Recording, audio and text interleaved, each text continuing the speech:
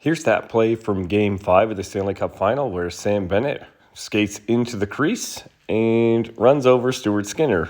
And Stuart Skinner, for his part, does slide out from his originally established position and get in Bennett's lane. So who's right and who's wrong here? Should there have been any penalties called? Let's take a look at the rulebook. Rule 69, goaltender interference, contact inside the goal crease. If an attacking player initiates contact with the goalkeeper, incidental or otherwise, while the goalkeeper is in his goal crease and a goal is scored, the goal shall be disallowed. Of course, there's no attempt to score a goal here, so let's keep reading. If, after any contact by a goalkeeper who is attempting to establish position in his goal crease, the attacking player does not immediately vacate his current position in the goal crease, whether or not a goal is scored, the attacking player will receive a minor penalty for goalkeeper interference. Furthermore, if an attacking player establishes a significant position within the goal crease that obstructs the goalie's ability to defend his goal or play his position or his vision, that's enough to take a goal off the board, but there's nothing there about a minor penalty. Establishing a significant position is defined as a player who spends more than an instantaneous period of time in the crease, by the way.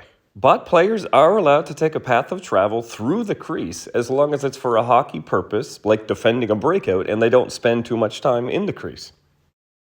It's pretty clear Sam Bennett wasn't establishing a significant position inside the crease. He was just passing through. And there's not a whole lot under Rule 69, interference on the goalkeeper, that deals with scenarios where there isn't an attempt at goal. So you have to do a lot of interpretation in order to get a penalty. But ultimately, it's common sense that you can't just run through a goaltender for no reason. There is one bit of language under Rule 69, interference on the goalkeeper, and in other rules in the rulebook that does come up a lot, which is the overriding rationale of this rule is that a goalkeeper should have the ability to move freely within his goal crease without being hindered by an attacking player, and the goalkeeper needs to have the ability to defend his goal and establish position. So that's under Rule 69, and it's also under Rule 64, diving embellishment as well. So if we're looking at the Skinner side of things, it very specifically states this scenario. A goalkeeper who deliberately initiates contact with an attacking player other than to establish position in the crease, or who otherwise acts to create the appearance of other than incidental contact with an attacking player, can get a minor penalty for diving or embellishment. So the question for both players becomes whether Skinner was establishing position in his goal crease or doing something else.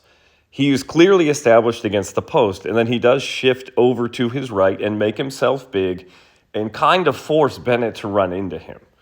So I can see why people want a penalty on Stuart Skinner, that's for sure. Goaltenders do this all the time to try and make that attacking player swing out wider. It's a smart play, but it is kind of a pick or interference. Believe it or not, the attacking player has just as much right to any ice, including blue ice inside the crease, as the goalkeeper does. But what he can't do is take advantage of the goalkeeper. So you can see Sam Bennett sees Skinner coming out of his path, and he does turn to his left there. He shifts his edges fully to his left to go around, and then he maybe sees an opportunity here where he changes his mind and he allows his body to go back to his right. And instead of keeping his stick up to the left to go around Skinner, he brings his right arm out and drives it into his stomach. Not hard, but enough to cause more than incidental contact. There's meaningful contact here. So while I believe Stuart Skinner initiated and created the contact there, Bennett also took advantage of it.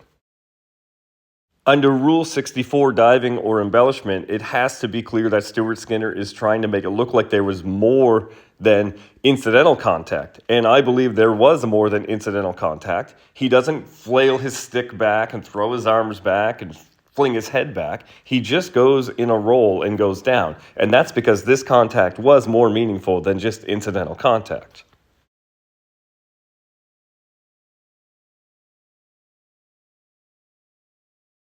However, because Stuart Skinner does shift to his right significantly and create this contact and initiate it, that lets Sam Bennett off the hook for goaltender interference. So I think this was actually a really good non-call both ways.